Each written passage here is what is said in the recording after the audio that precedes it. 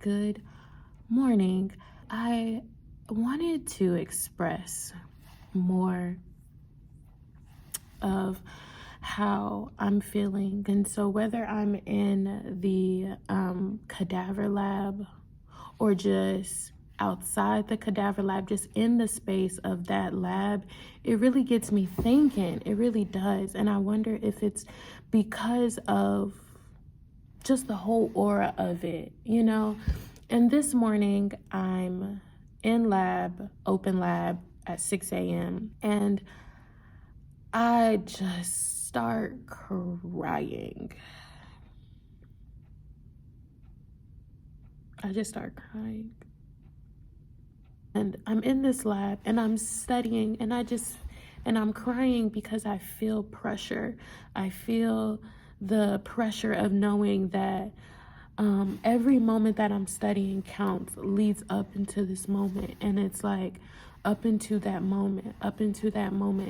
And I'm like psyching myself out. I think it's called imposter syndrome, where you literally, you discourage yourself and you question what you're doing, if you're even supposed to be here. Being in that lab and just feeling the effects of knowing that finals are coming, it's painful. I was listening to a sermon this morning and it was by Stephen Furnick.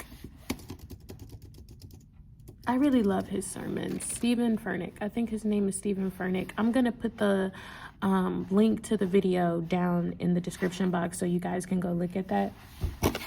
I highly encourage that you guys go look at that or listen to it, watch it. But the main point of the sermon is about stop crying. How ironic, because I'm literally in tears while studying. Let me show y'all. Because now I gotta low-key laugh at myself. I'm literally in lab.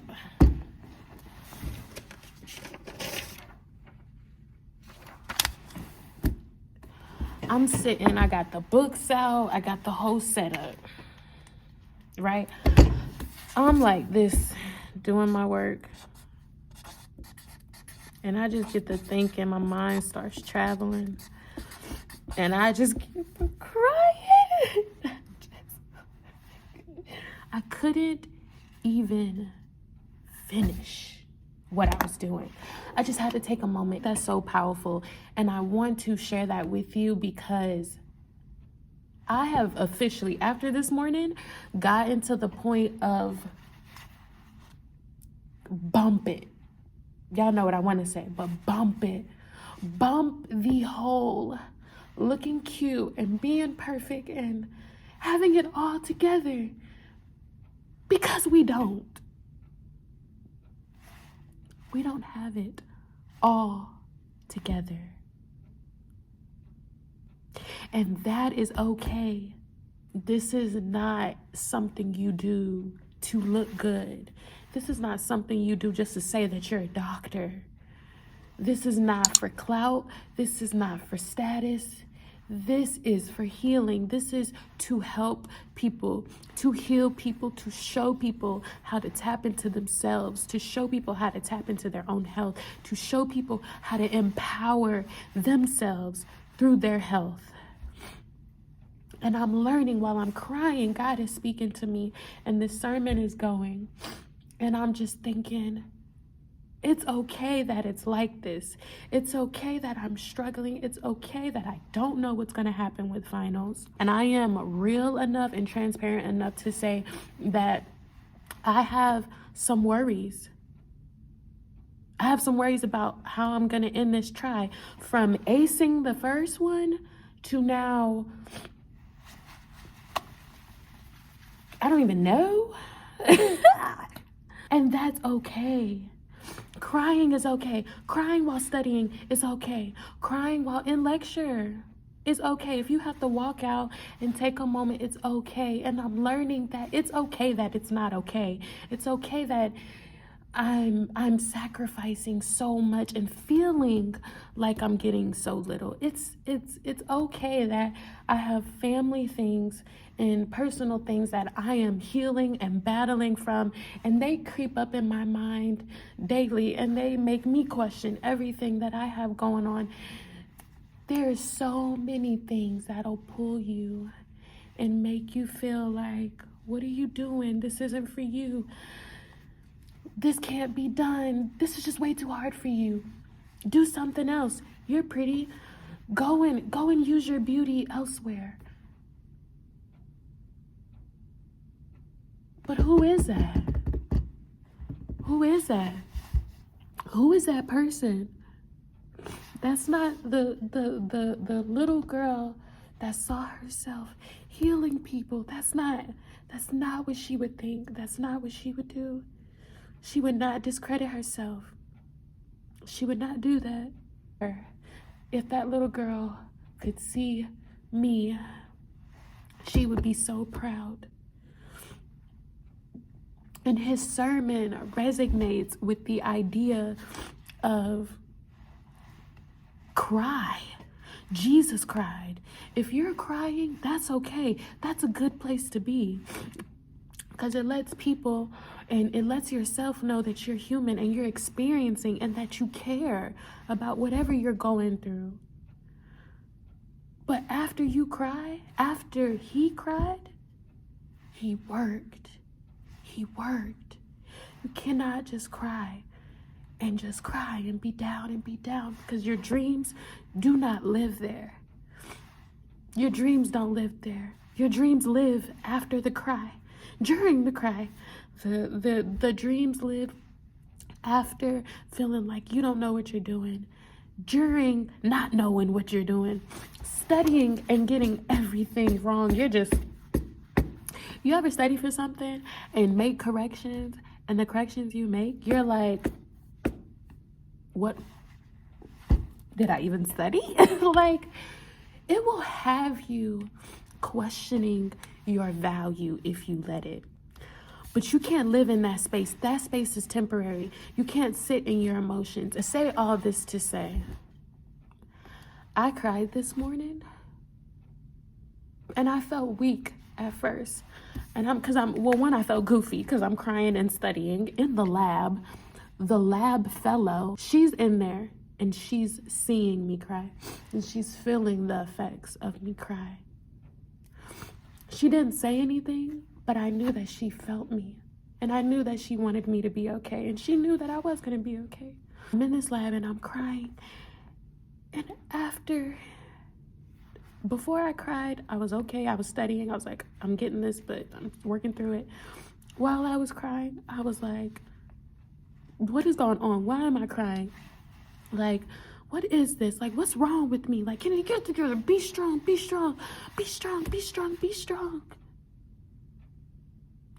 But being strong has nothing to do with the reality of this field. Being strong has nothing to do with the reality of what we're trying to learn and accomplish here. And it is hard because it's life, it's people, and you want to do it right and you want to be careful. So accept the tears. It's okay to cry. Learn that today.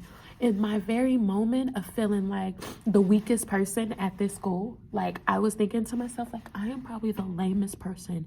They're probably like, this girl will not survive here because all she does is like be in her spirit and she cries and she's so like transparent about what she feels and what she's going through.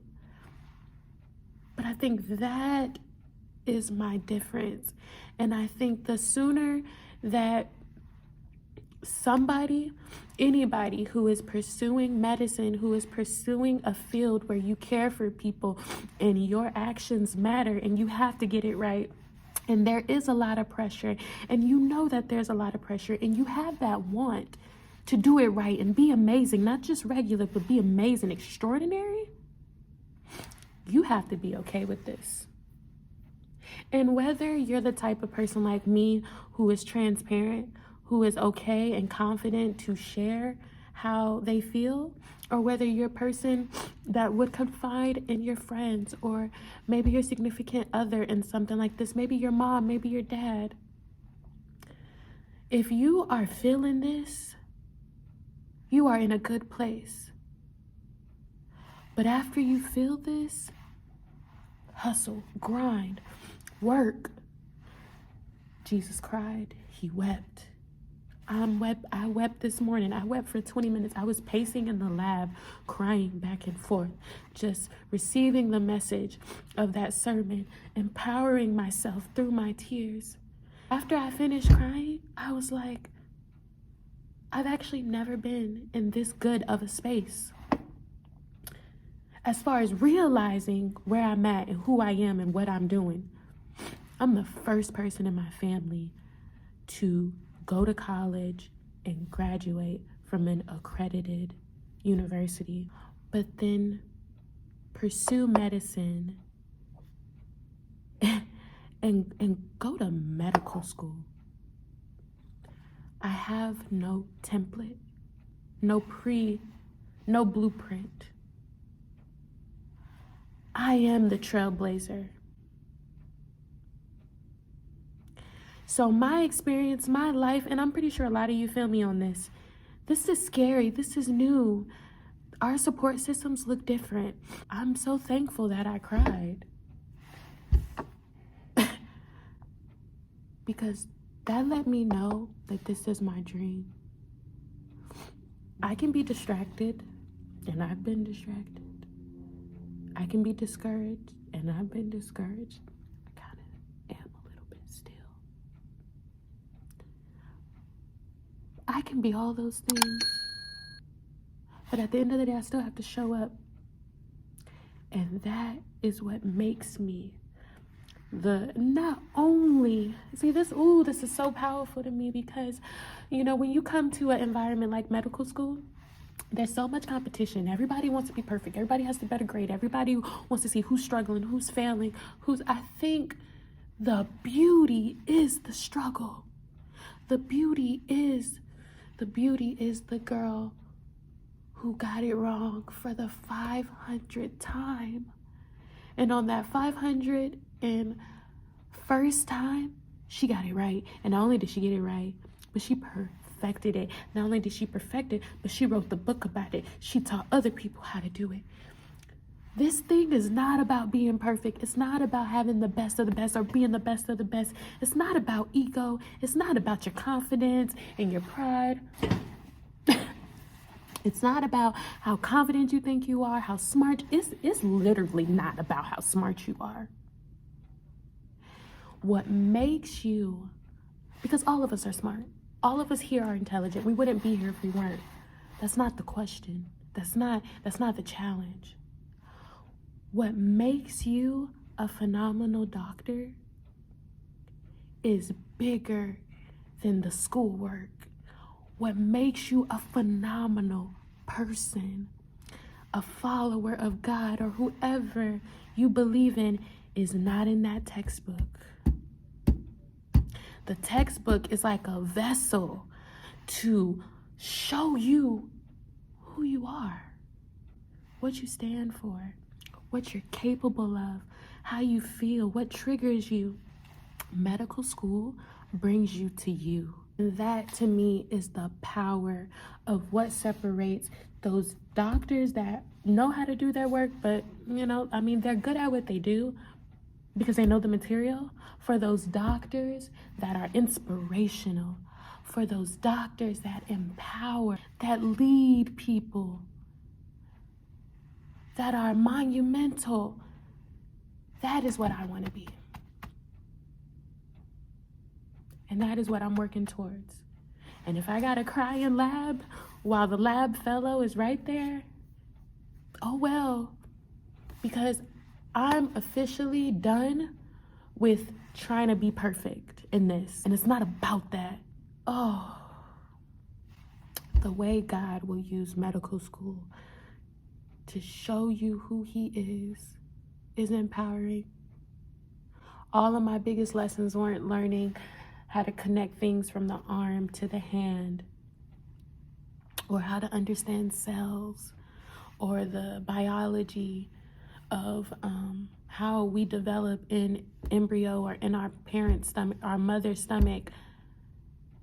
It was all up here, building up that little girl, because that little girl was always it, but building her up to be a woman, to be a thinker. I've always been strong, but to strengthen me in this kind of way, to build my foundation in this sort of environment, that's what I'm here for. It's all about empowering yourself, building up who you are so that you can empower your patients. You have to be the person that you want your patients to see and to feel. Cry again? I cried about 3 times and left. And if you cry again, crying and working. Crying and working, y'all. So cry and work through it, and know that you're not by yourself. You're not by yourself. Be encouraged, be empowered. It's okay that you don't know what you're doing. You're supposed to not know what you're doing. That's how you learn. So, y'all, crush it this week. Crush it today. Crush it and cry, and crush it and cry and pray and work and cry. And by the time you look up, not only are you a physician living out your dream, but you've cultivated yourself into this person that you cultivated yourself into the person that you are inspired by. Now that's the power of medical school. That's the power of doing anything that you've never done before. Crying and praying. I'll probably cry another 2 times today, but that's okay. If you are new to this channel, please subscribe. If you made it to the end of this video, thank you. That means that you really felt me. And go out and crush your life, for real. And crush your dreams. And don't let nothing, not a tear, not imposter syndrome, don't let nothing stop you. No. It's a rollie, not a stopwatch. This don't ever stop. Ever.